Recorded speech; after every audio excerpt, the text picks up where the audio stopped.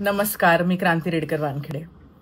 माझे डोळे आताही सुजलेले दिसत आहेत कारण की मी काल छावा हा चित्रपट बघून आले.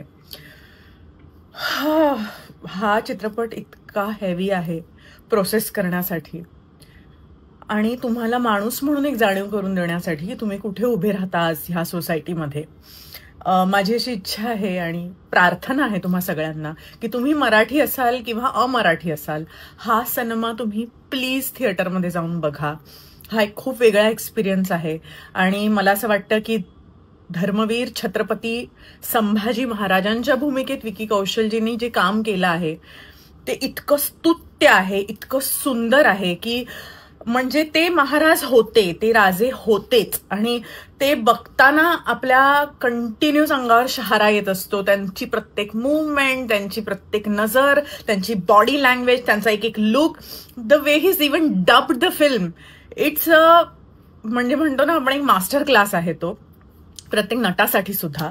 आणि त्याचबरोबर रश्मिका मंदाना किंवा बाकीचे जे आपले आशुतोष राणाजी आहे, संतोष जुवेकर, बाकीचे आपले सगळे मराठी कलाकार यांनी जी साथ दिली आहे ह्या सिनेमात, त्याचबरोबर सिनेमॅटोग्राफी आणि मेकअप डिपार्टमेंटला तर साष्टांग दंडवत आहे. आणि त्याचबरोबर लक्ष्मणजी उत्तेकर, तुमचं विशेष कौतुक, कारण की तुम्ही एवढ्या धाडसी विषयाला हात घातलात आणि तो इतक्या लिलया तुम्ही त्याला पार पाडलत आणि अप्रतिम सादरीकरण तुमचं झालं. कारण की बऱ्याच वेळेला असं होतं की फॅक्ट सांगत असताना कुठेतरी आपण त्यातला भाव मिस करू शकतो, ही भीती असते सारखी. पण तुम्ही एका क्षणाला सुद्धा तुमच्या ऑडियन्सला तो भाव मिस नाही करू दिला. एका आई आणि पुत्रामधलं नातं असू दे, नवरा बायकोमधलं नातं असू दे, एका हिरो आणि विलन मधलं नातं असू दे, दोन मित्रांमधलं नातं असू दे, ते प्रत्येक इमोशन्स तुम्ही जपले.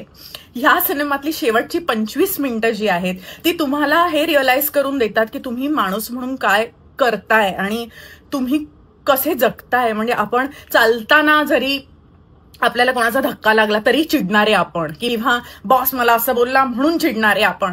एवढ्याशा गोष्टींनी जर आपल्याला चिडायला होत असेल तर महाराजांनी जे आपल्यासाठी केलं आणि ज्या यातना, जे ह्युमिलिएशन